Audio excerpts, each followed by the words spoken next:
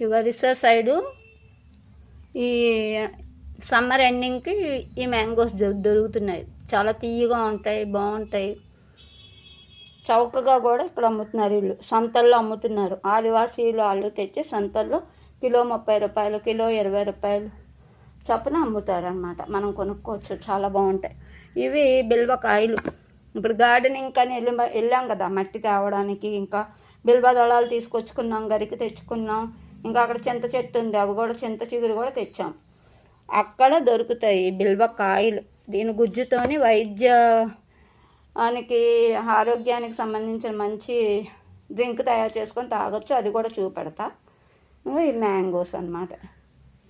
ఈ మ్యాంగోస్ బాగా దొరుకుతున్నాయి సీజన్లో, అందరికీ ఇష్టం కాబట్టి మనం మాజాలు అవి కన్నా ఇవి డ్రింక్ చేసుకొని తాగడం